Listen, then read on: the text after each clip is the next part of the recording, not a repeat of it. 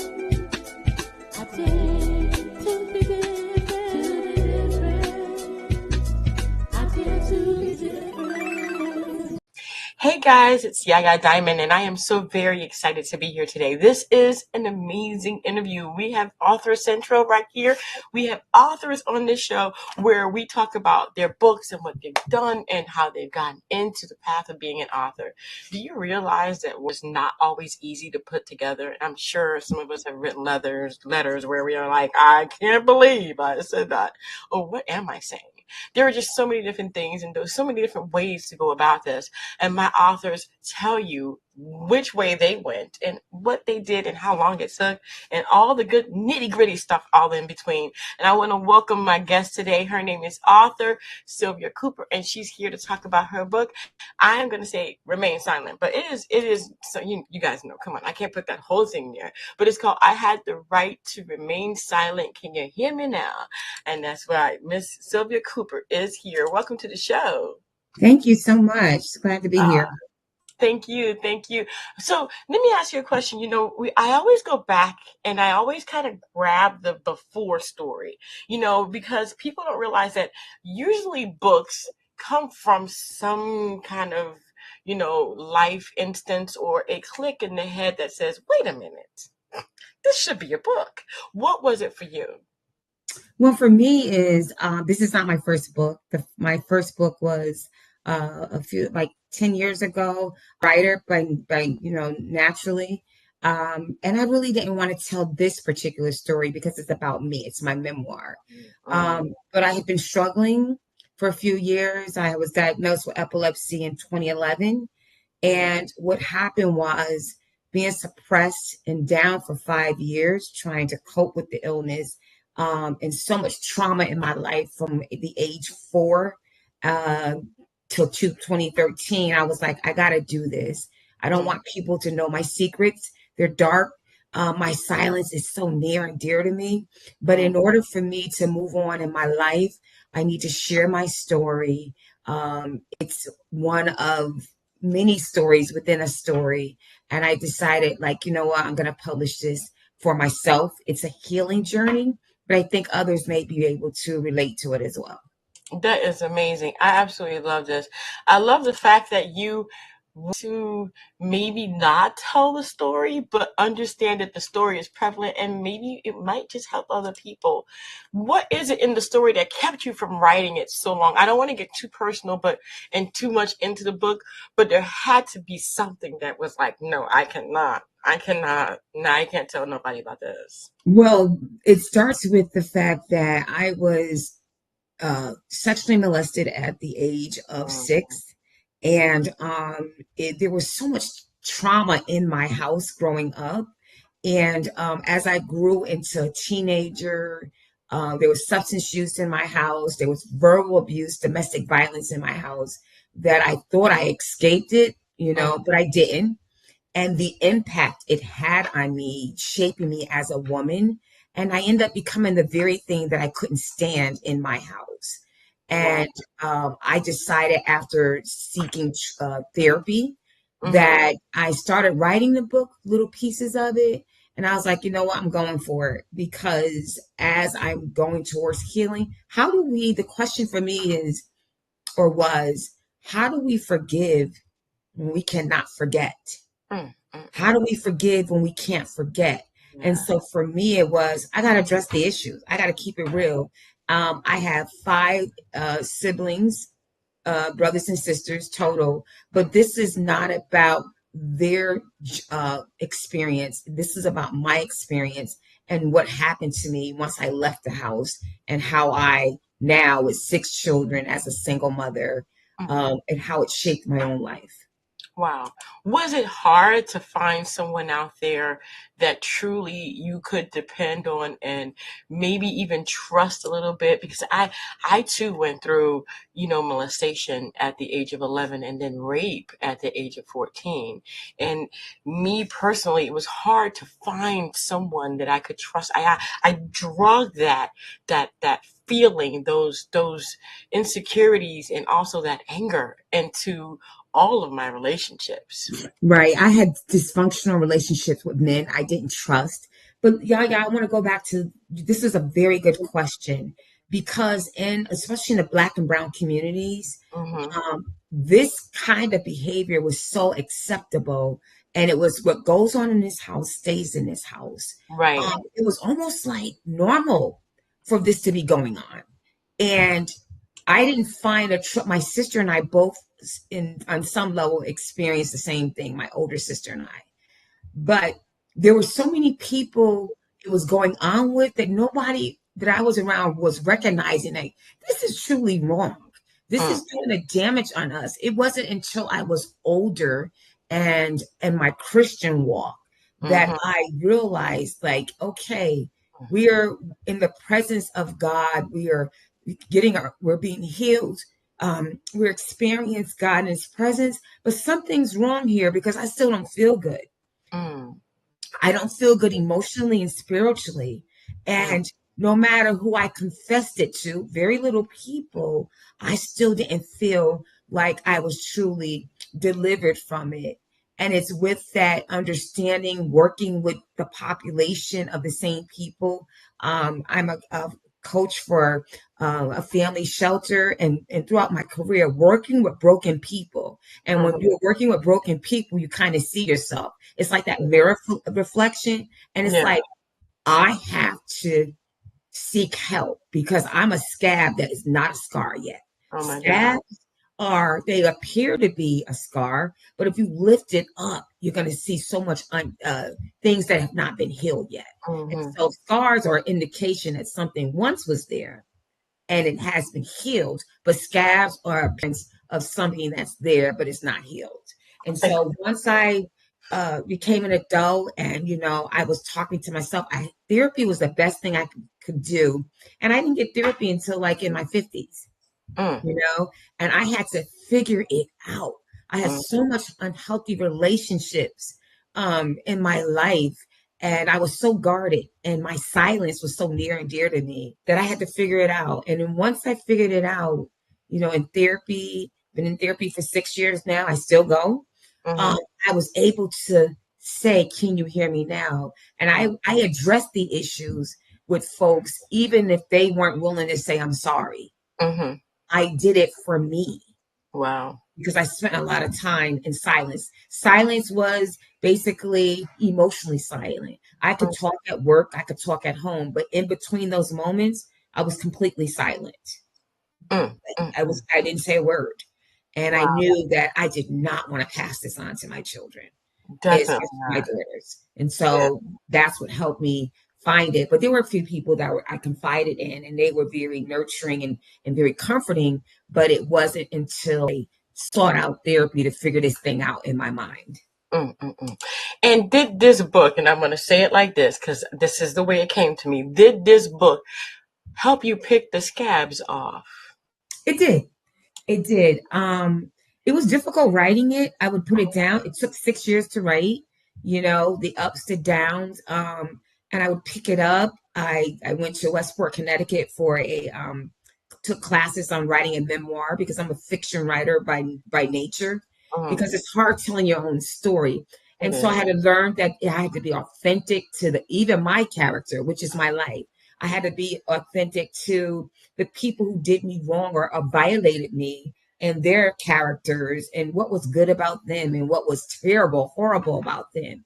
Um, and writing this story, I had to put it down sometimes because I would cry because Mm, now you're breaking up all that stuff that lay dormant. It lay like in the corner somewhere, suppressed, and mm, now you have to dig it up and put things into place in a timeline, what happened as a child, and my memory, the way I mm, remember things. I'm very visual. I remember, I can smell certain things, and the peppermint on my grandmother's breath very close to her. I can smell the dirt in the summertime, the water in the fire hydrant, the now and laters when we chew cherry and apple. I oh my remember those things, but they come with memories that you have to go back and look at.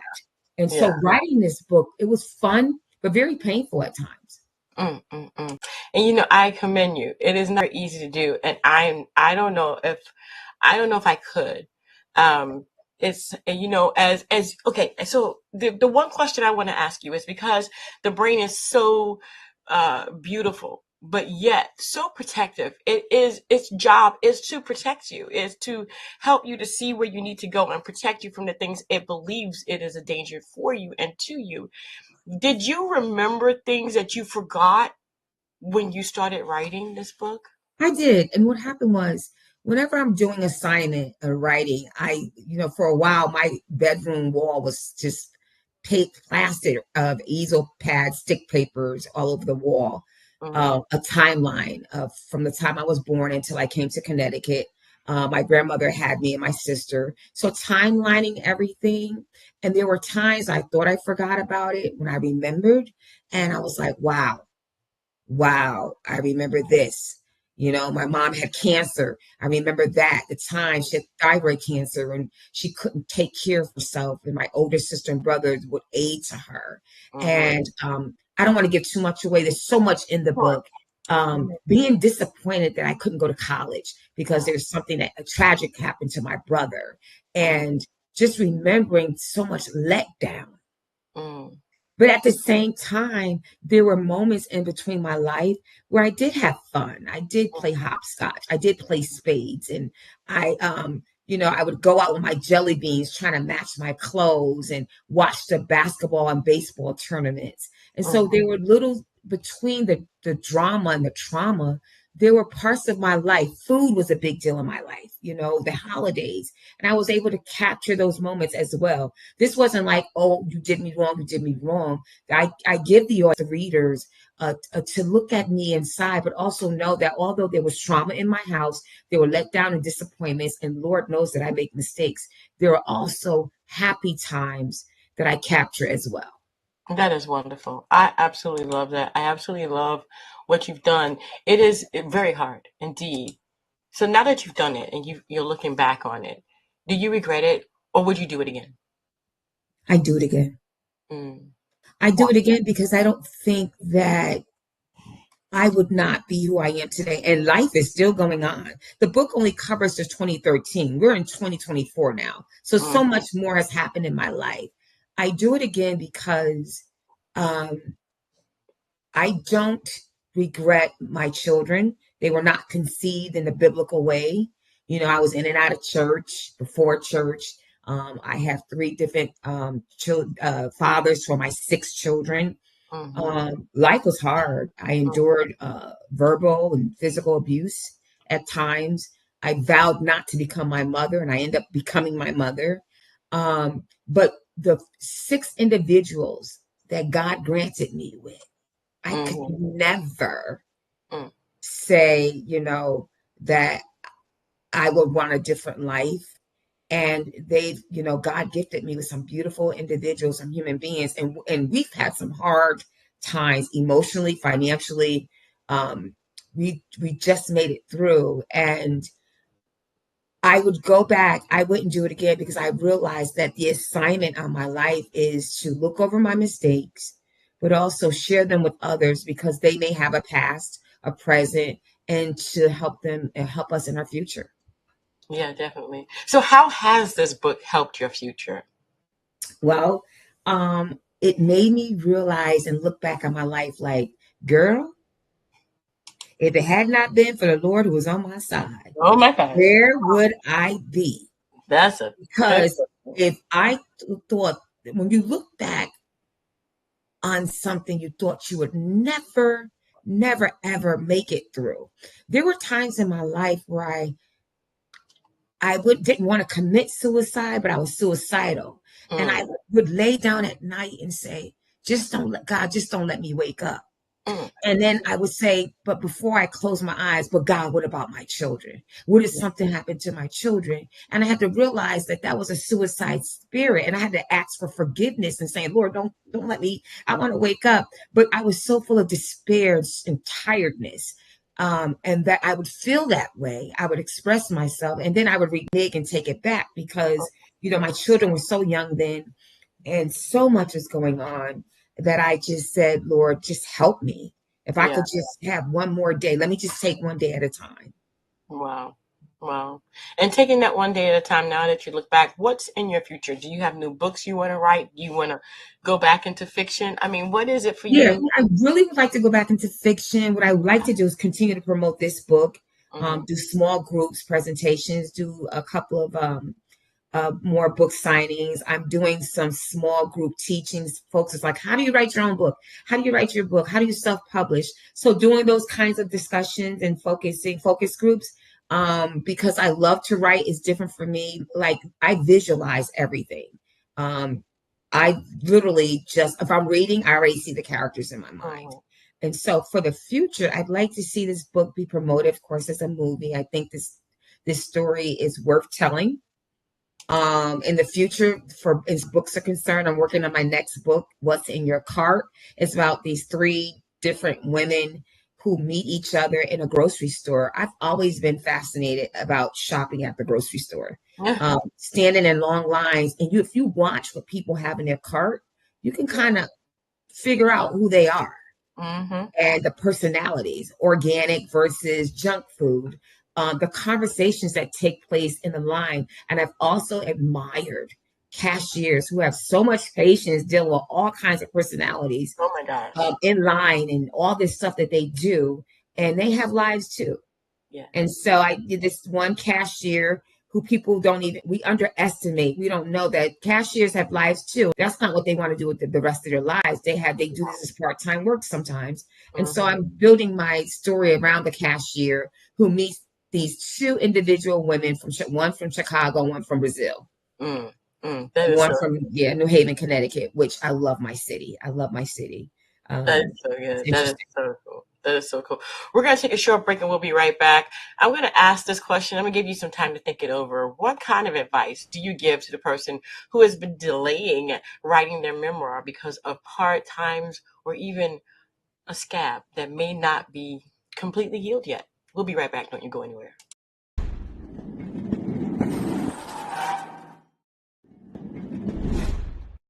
So we're back, and I gave her a little bit of time, but not that much. But what would you say? I would tell someone who wants to write their story, their memoir. One, it took me a long time to learn this lesson that be authentic to yourself, be real with yourself, and you have to take everyone else out and put yourself first. And this is not about anyone else. This is about you. This is about your journey, your story, and not take it. So don't the burden of others and how they're going to take it, how they're going to receive it. This is really about you. What I did do in this book was I went to my siblings and told them I'm writing this story about my life because they were a part of my story, but I carved it to a point where it was from Sylvia's perspective, Hmm. Sylvia's journey, how she saw what was happening, how it impacted her. And then most of the book is about me as becoming a woman. But I tell anyone, your story is worthy to be told. Don't do it in vengeance. Don't do it, I'm getting back at you. Do it from a place of healing. Do it from a place of truth. And if it takes 5, 10, 15 years, as long as it takes to tell your story, but be so real and so loving to yourself the same. My story is worth telling. It really is. And that's what I would say to folks. And be truthful. Hmm. Don't add anything to it. You're cooking and you're going to serve people. Stick to your own recipe. Don't add anything else. You are the recipe. Don't add anyone else's stuff to it so that it's worthy enough that you can serve it and you know what's inside of it because people can eat from you. Definitely. Oh my gosh, girl, go with your good self. I love it. I absolutely love it. Love it, love it, love it. You did not motivate me to write my story though. I'm gonna tell you why. I'm not ready. And sometimes people are just not ready to I'm do not that. ready. Yeah, you have to be ready. I Yeah. was in a place where I was ready. I started it, but it took something, when I was diagnosed with epilepsy, it took me down. Mm. And physically, as readers will find in a book, it took me down to the point I couldn't speak because that's how damaged my mouth was from the tongue biting. So my silence now was emotional, but it became physical. Mm. So I couldn't speak from an inflamed tongue. They had to sew my tongue back together. in one of my seizures. And I was having seizures before being diagnosed in my sleep and did not know I was having them. But so I had to be silent Mm-hmm. physically because of the condition, and all I had a lot of time to spend. 5 years not working. I've always worked in my life since I was 18. And I had to spend that time thinking, you know what? This keeps coming up. You're going to have to tell your story. You want to be healed. If nothing else comes out of it, except for you being healed, then so be it. But I believe there are a lot more people out there like myself who need healing, need healing. Yeah, definitely, definitely. I want to thank you so very much, Sylvia, for being on the show, for bringing your story, and for being ready. I mean, you're going to help so many different people with this book. And you guys, the book QR code is in the corner over by Sylvia. It says Remain Silent, but obviously you know the entire name of the book, and we've been showing it throughout the entire show today. I Had a Right to Remain Silent. Can you hear me now? It's really, really a great book for you guys to go ahead and read, especially if you're going through something and you have been silent. And now you want to kind of voice your opinion or your word or your life or whatever it is you need to say. I think when you're ready, it'll be a good moment, and you can do it. You can do it. And Sylvia, thank you so much for doing it. Thank you Thank so you much for for having coming me. out. Anytime. And thank you guys so much for tuning in. We're going to have all of her information in the description box below. You can also go to Amazon, and we'll be putting that link in the description box as well. But you can also go to the QR code, which is already there on the screen. I want to thank you guys so much for tuning in. Don't forget to dare to be different. And until next time, guys, be blessed. Bye. Don't forget to follow us on YouTube and